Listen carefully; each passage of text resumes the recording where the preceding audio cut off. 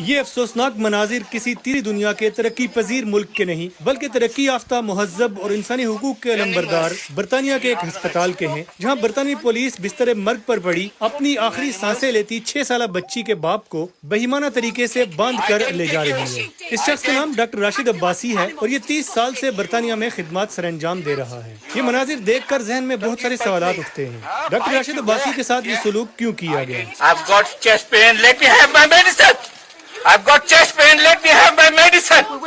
उन्होंने कुछ तो किया होगा। क्या उन्हें मुसलमान और पाकिस्तानी नियाद होने की सजा दी गई? बरतानवी पुलिस ऐसा कैसे कर सकती है? ये सब जानने के लिए हम लंदन से 250 मील दूर उनके घर गए और उन्हें कैमरे के सामने लाए। डॉक्टर राशिद ने क्या बताया, आप भी सुनिए। उस दिन वाकया क्या हुआ? आपकी बेटी वहाँ पे वेंटिलेटर पे थी, आपको अस्पताल वालों ने क्या बोला?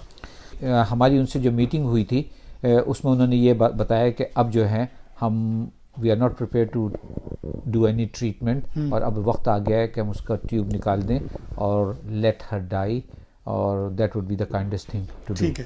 तो जाहिर है उसमें हमने आर्ग्यू किया कि ऐसा नहीं हो सकता है। फिर हमारा डिसएग्रीमेंट हुआ तो हमने उनसे कह दिया कि आपको इसके लिए कोर्ट ऑर्डर लाना पड़ेगा, हम इजाज़त नहीं देंगे। ठीक है। लेकिन उन्होंने इस तरह धौंस और धमकी से बात की थी कि वहाँ मुझे ये लगा कि जब हम मीटिंग में हैं तो हो सकता है वो ये कार्रवाई अपनी कर रहा हूँ। तो तेज़ी से मैं वापस आया, मुझे किसी ने रोकने की कोशिश की तो मैं उनसे बचता बचाता अपनी बेटी के पास आ गया और मुझसे फिर कहने लगे अब आप बैंड हैं, यहाँ नहीं आ सकते। अच्छा, आपको उन्होंने कहा कि आप हॉस्पिटल से निकल जाएं।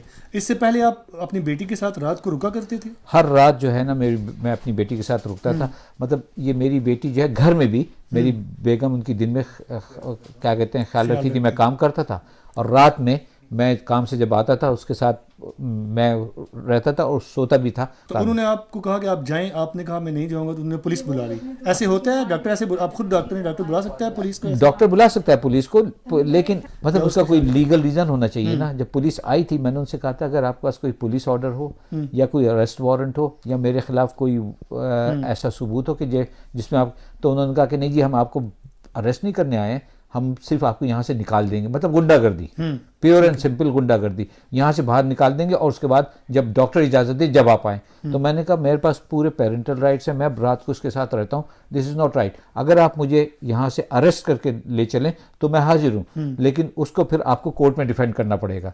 तो उस पर उन्होंने उसको उस बात को नहीं माना और फिर आके उन्होंने पहले मेरी बीवी पर हमला किया, उनको गिराया ज़मीन पे और फिर उसके बाद मुझ पे तशद्दुद किया और पकड़ के मुझे ले गए। तो आपको उस दौरान हार्ट अटैक भी हुआ? उसी दौरान मुझे सीने में दर्द हुआ।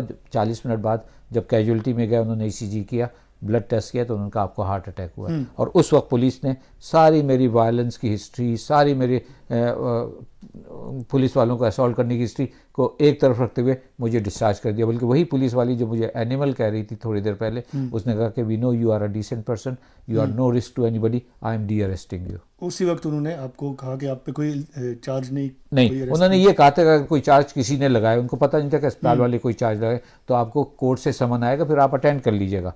तो लेकिन आज तक तकरीबन साल हो रहा है, ना कोर्ट से कोई समन आया ना कुछ। तो आप वहाँ से जज्बाती कैफियत में थे, आपकी बेटी थी वेंटिलेटर पे थी, आप इसलिए नहीं उठना चाह रहे थे कि नहीं मैं बेटी को इस हाल में छोड़ के नहीं जाऊँगा, पता नहीं इसके साथ क्या हो जाए? एक तो मुझे वो उनकी धमकी का खौफ था कि कहीं ऐसा ना हो जब मैं ना हूँ तो मेरी बीवी को और मेरे बेटे को वो धमका के इस पर अमल दरामद कर ले। एक तो ये खौफ था, लेकिन दूसरी ये बात थी कि मेरी बेटी के ह्यूमन राइट्स हैं, she is a dying child, उसके तो राइट्स और भी ज़्यादा ज़रूरी हैं। मतलब कि जिसको कैदी को मौत की या फांसी की सज़ा मिलती है उससे भी उसकी आखिरी ख्वाहिश पूछी जाती है। तो उसके कितने टाइम के बाद आपकी बेटी जो है वो फोत हुई? उसके बाद जो है वो लीगल प्रोसीडिंग्स शुरू हुई थी और मेरी बेटी का इंतकाल जो है ठीक 4 हफ्ते बाद। अच्छा। इस वाक़े के ठीक 4 हफ्ते बाद हुआ। वेंटिलेटर के ऊपर ही? वो वेंटिलेटर पे थी, लेकिन उसका इलाज इतना मौसर इन्होंने नहीं किया था कि जिससे उसके बचने की उम्मीदें बढ़ती। उन्होंने एक्चुअली आपको लगता है नेग्लिजेंस की गई थी? मैं इसको प्रूफ करने की कोशिश कर रहा हूँ। इंशाल्लाह कोर्ट में जब केस जाएगा तो लोगों को पता चल जाएगा। अभी अगर मैंने कोई इस तरह की बात की तो वो कह के इल्ज़ाम लगा रहे हैं बगैर प्रूफ के, तो इंशाल्लाह ये वक्त के साथ ये बात इंशाल्लाह साबित होगी। तो उसके बाद फिर आपके पास उस वाक़े की कोई फुटेज नहीं थी, रिपोर्ट, क्योंकि पिछले साल का वाक़या है ये, लेकिन मीडिया पे कहीं नहीं आया, अब जाके आपके पास वीडियो नहीं थी, क्या मसला था, क्यों उसको? नहीं, ये जो है हमें तो वहाँ से तस्वीर खींचने की भी इजाज़त नहीं थी। ठीक है। मैंने बल्कि अपने बेटे से कहा, अपने मोबाइल, अब सब कहते हैं कि मोबाइल फ़ोन है आजकल हर चीज़ की तस्वीर हो, ऐसे वाक़े को कोई प्रिडिक्ट कर सकता है, कोई पहले से सेट कर सकता है? मतलब लोग हम भी जब इस पे बात करते हैं तो लोग कहते हैं बर्तानिया में ये ऐसे कैसे हो सकता है, कुछ तो किया होगा डॉक्टर साहब ने, लोग ये कहते हैं। तो उसको मतलब एक्सपेक्ट नहीं कर रहे लोग कि बरतानवी पुलिस भी ऐसा बिहेवियर कर सकती है।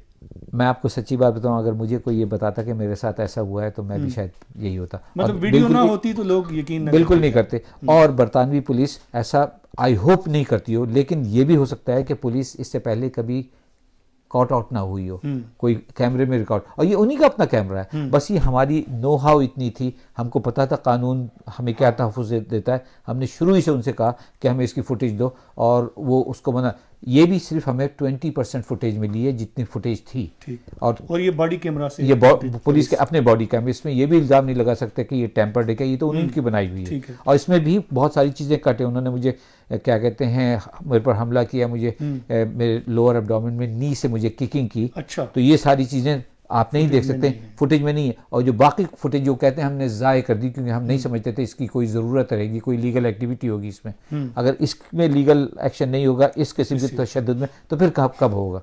आपको लगता है आपके रंग, नस्ल, बैकग्राउंड, आपकी मजहबी जो एक हुलिया नज़र आ रहा है, बज़ाहिर आपकी वाइफ भी है वहाँ पे, वो भी हिजाब में थी, उस वजह से ये इम्तियाजी सलूक किया गया? I would like to ask police के, ये उनकी ड्राइविंग फोर्स थी यानी, लेकिन एट द टाइम जब हम अपनी बच्ची के लिए लड़ रहे थे तो हम सिर्फ इंसानियत और उसके हकूक़ के लिए लड़ रहे थे, हमने नहीं सोचा था कि ये मेडिकल प्रोफेशन, यहाँ पर रेसिज्म जो है ना सुबह दोपहर शाम फेस करते हैं हम लोग, हर चीज़ में होता है, तो वो हमारे लिए इतनी बड़े इशू ही नहीं है। लेकिन मैं ये समझता हूँ कि वाकई अगर मैं, इफ़ आई एम ऑनेस्ट, अगर मैं अंग्रेज़ होता, मेरा नाम जॉन स्नो होता, तो मेरे साथ या मेरी बेटी के साथ शायद ऐसा वाक़या ना होता। तो अब आप लीगल एक्शन पुलिस के खिलाफ भी कर रहे हैं और एनएचएस के खिलाफ भी, ऐसे ही है? हाँ, पुलिस के खिलाफ तो हमने इशू किया हुआ है प्री एक्शन नोटिस, वो मार्च में इशू किया था, उन्होंने अब तक इसका जवाब नहीं दिया है। आपको कोई खौफ खतरा महसूस होता है? अपने एनएचएस के साथ मुकदमा आप कर रहे हैं, पुलिस के साथ कर रहे हैं, आपको डर लग रहा है, कोई खौफ है आपको? ये जब हम अपने लॉयर से बात कर रहे थे तो हमें बहुत साफ तौर पे बता दिया गया था कि मासेस भी हो सकता है आपके खिलाफ विलिफिकेशन शुरू करें कैंपेन, कि कुछ तो था जिसकी पर्दादारी है, इन्होंने कुछ किया था, जैसे एलिगेशन थी कि मैंने पुलिस को के साथ वायलेंस किया, हो सकता है मेरे किसी के ऊपर हाथ लग गया जब मैं रिगल कर रहा था, जब मैं अरेस्ट कर रहे थे, तो लेकिन मुझे नहीं मालूम कि ऐसा हुआ है, फुटेज में भी मुझे कुछ ऐसा नज़र नहीं आ रहा, मेरी याददाश्त भी उस वक्त की बहुत ब्लड है, लेकिन जब हम अस्पताल में काम कर रहे होते हैं, कोई ज़रा सी बात पे भी जो लोग अरेस्ट होते हैं, तो ये नहीं होता कि अगर वो बीमार हो जाए तो उनको डी अरेस्ट कर दिया जाए, उनके कमरे के बाहर 2 पुलिस वाले 24 घंटे मौजूद रहते हैं। अब हमारे यहाँ पे एमपीज हैं, लॉर्ड्स हैं, पॉलिटिशियंस हैं, किसी ने आपको सपोर्ट का कुछ बोला है, कुछ बात किया किसी ने? हमको जो है एक हमारी पाकिस्तानी एमपी हैं, उन्होंने बात की, वो चूँकि हम उनके कॉन्स्टिट्यूएंट नहीं हैं, कॉन्स्टिट्यूएंसी में नहीं रहते हैं, तो वो मेरे ख्याल में टेक्निकली और लीगली तौर पे इन्वॉल्व नहीं हो सकती। एक बात मैं बस, आपको यकीन है कि आपको इंसाफ मिलेगा अदालतों से? मैं I think the jury is out on that. I'm not completely negative about it, लेकिन इसके लिए हमें बहुत स्ट्रगल करनी पड़ेगी, अभी तो सिर्फ काम शुरू हुआ है। लेकिन मैं एक बात और अपनी तरफ से कहना चाहता हूँ कि this is not about NHS and this is not about racism overtly, although it has I think played a part. NHS जो है वो एक बेहतरीन हेल्थ सर्विस है, it is available free at the point of delivery when anybody needs it, और मैं खुद इसमें मैंने अपनी ज़िंदगी दी है इसमें, 24 साल से मैं कंसल्टेंट हूँ, 30 साल से मैं NHS के लिए काम कर रहा हूँ। आई विश कि ये यूनिवर्सली सारी दुनिया में अवेलेबल हो। This is not NHS at fault, NHS में चंद गंदे अंडे जो हैं वो उनकी वजह से ही हुआ है, अगर हम उनको साफ कर दें, NHS इज़ अ ट्रेजर। बहुत शुक्रिया सर।